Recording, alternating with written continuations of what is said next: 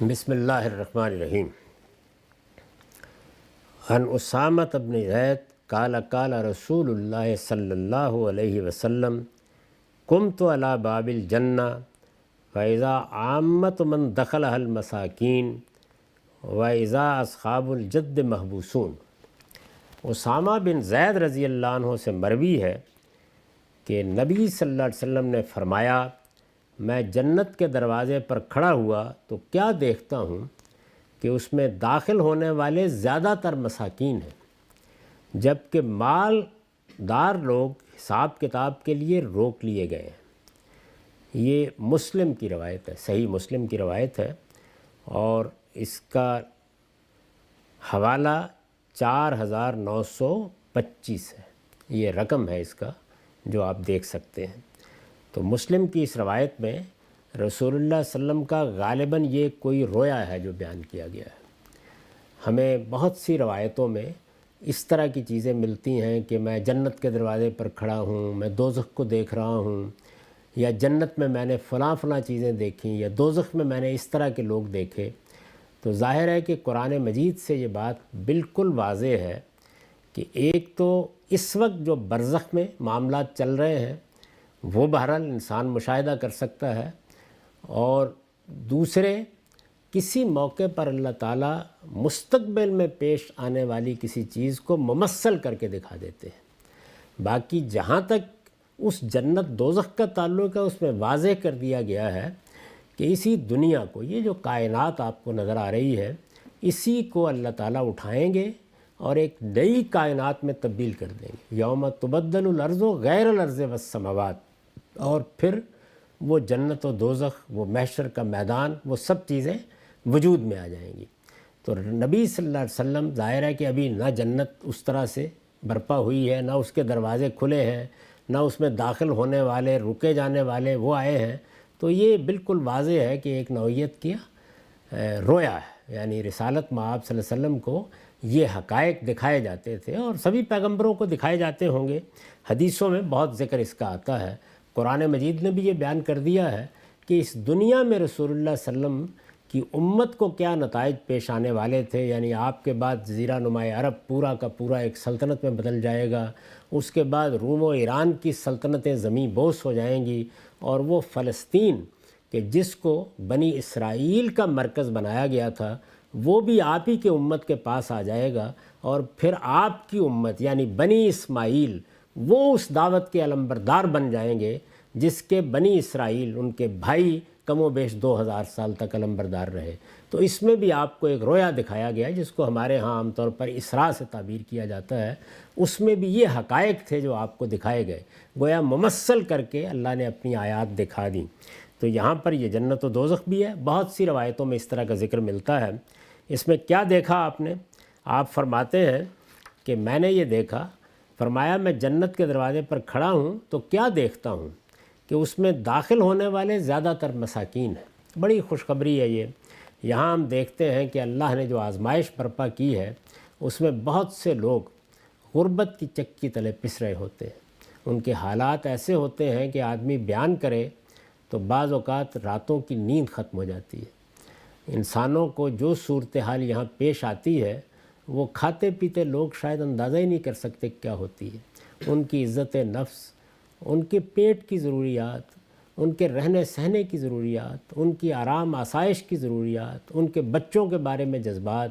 ظاہر ہے کہ اولاد پیدا ہوتی ہے، کون والدین ہیں کہ جو ان کے لیے خواب نہیں دیکھتے، لیکن لگتا ہے کہ کوئی امکان ہی نہیں اس کا۔ تو ایک مسکینی کی زندگی، ایک عاجزی اور درماندگی کی زندگی ہے جس میں بہت سے لوگ مبتلا ہوتے ہیں۔ تو اگر وہ لوگ اللہ تعالیٰ کی اس آزمائش کو سمجھ لیں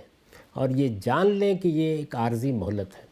اس کا یہ مطلب نہیں ہے کہ وہ اپنے حالات بہتر بنانے کی جدوجہد نہ کریں، وہ تو ہر انسان کرتا ہے اور اس کا کرنا بھی اس کی ذمہ داری ہے، لیکن اپنی ساری کاوشوں کے باوجود اگر کامیابی نہیں ہوئی تو اس پر ایمان رکھیں کہ ایک دن اگر ان کا ایمان فی الواقع ایمان ہے اور اس ایمان کے تقاضے انہوں نے پورے کیے ہیں اور اپنے اخلاقی وجود کی حفاظت کی ہے تو وہ اپنے پروردگار کی بارگاہ میں پہنچیں گے تو جنت کے دروازے ان کے لیے کھول دیے جائیں گے۔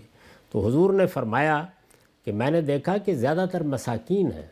یعنی جو لوگ کامیاب ہوئے اس آزمائش میں وہ ہیں کہ جن کو اللہ تعالیٰ نے صبر کی آزمائش میں ڈالا۔ شکر کی آزمائش میں ہونا تو یہ چاہیے تھا کہ زیادہ وہ کامیاب ہوں۔ اللہ نے دے دیا، نعمتیں دے دیں، بہت اچھے حالات دیے، قدم قدم پر اللہ تعالیٰ کا کرم ہوا، کوئی تکلیف نہیں آئی، آرام اور آسائش میں زندگی بسر کی، یہ سب کچھ مل گیا، لیکن شکر گزاری کا جذبہ نہیں پیدا ہوا، اللہ یاد نہیں آیا، غفلت میں پڑے رہے، ان سب چیزوں کو اپنا استحقاق سمجھ لیا، تو یہ وہ لوگ ہیں کہ جو ناکام ہو جائیں گے۔ تو کامیابی اصل میں یہ نہیں ہے کہ آپ کو ایسے امتحان میں ڈالا گیا جو بہت آسان لگتا ہے، ساری نعمتیں دے دی گئیں، ان میں شکر کرنا ہے۔ شکر کرنے والے فرمایا ناکام ہوں گے زیادہ، اور صبر کرنے والوں کی بڑی اکثریت ہوگی، اور وہ کون ہوں گے؟ زیادہ تر مساکین، جبکہ مالدار حساب کتاب کے لیے روک لیے گئے، یعنی ان بیچاروں نے حساب کیا دینا تھا، ان کے پاس تھا ہی کیا، یعنی مال نہیں تھا، دولت نہیں تھی، عزت نہیں تھی، شرف نہیں تھا، کچھ بھی نہیں تھا، کیا حساب دینا تھا؟ تو اللہ کی نگاہ کرم ان کے لیے جنت کے دروازے کھول دے گی، لیکن جن لوگوں کو اللہ نے نعمتیں دیں ان کے لیے بہرحال حساب کتاب ہے، پوچھا جائے گا نا کہ تم کو میں نے سب کچھ دے دیا، اقتدار دے دیا، دولت دے دی، خدم و حشم دے دیے، تم کس جگہ پر کھڑے رہے، پوچھا جائے گا۔ تو حساب کتاب کے لیے روک لیے گئے۔ اور دوسری روایتوں سے یہ معلوم ہوتا ہے کہ اگر کوئی حساب کتاب کے لیے روک لیا گیا تو بس پھر پکڑا گیا۔ شاید اسی چیز کو سامنے رکھ کر سیدنا مسیح علیہ السلام نے یہ فرمایا تھا کہ اونٹ سوئی کے ناکے میں داخل ہو سکتا ہے، دولت مندوں کے لیے جنت میں داخل ہونا ممکن نہیں ہے۔ کیوں؟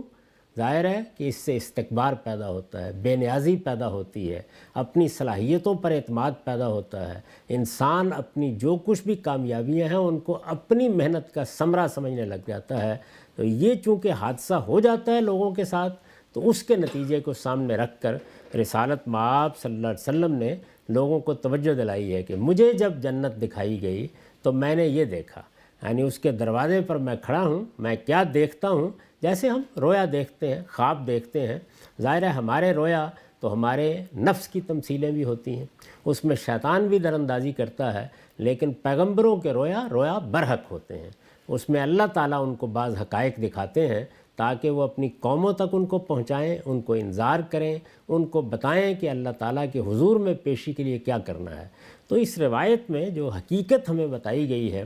وہ یہ ہے کہ مسکینی ہے، حالات خراب ہیں، کرو جد و جہد ان کو بدلنے کے لیے، اپنے دنیا کے حالات کو ٹھیک کرو، تمہیں اس کے لیے عقل دی گئی ہے، تمہیں اس کے لیے تدبیریں بتائی گئی ہیں، لیکن اس مسکینی میں اگر اللہ تعالیٰ کے ساتھ اپنا تعلق قائم رکھتے ہو تو یہ خیال نہ کرو کہ تمہاری یہ مسکینی، تمہاری یہ عاجزی، تمہاری یہ درماندگی یہ کوئی ابدی چیز ہے، یہ دنیا کی اس عارضی زندگی کے بعد یکدم ختم ہو جائے گی، اور اس کے بعد فرشتے تمہارا استقبال کر رہے ہوں گے اور جنت کے دروازے تمہارے لیے کھل جائیں گے۔ اور دوسری جانب ان لوگوں کو متنبع کیا ہے کہ جن کو اللہ نے یہاں مال دیا ہے، دولت دی ہے، کہ وہ اس کو اللہ کی امانت سمجھیں، اس کو اللہ کی راہ میں خرچ کریں، ان مسکینوں کے سر پر ہاتھ رکھیں، جو کچھ ان کو ملا ہے اس کو اللہ کی نعمت سمجھ کے ہمیشہ شکر گزار رہیں۔ اگر وہ شکر گزار نہیں ہوں گے تو سن لیں کہ پھر وہ قیامت میں جنت کے دروازوں پر حساب کتاب کے لیے روک لیے جائیں گے۔ اور رسول اللہ صلی اللہ علیہ وسلم نے ارشاد فرمایا کہ جس کو روک لیا گیا وہ پھر پکڑا گیا، تو اس پکڑ سے اللہ کی پناہ مانگنی چاہیے۔ وآخر دعوانا الحمدللہ رب العالمین۔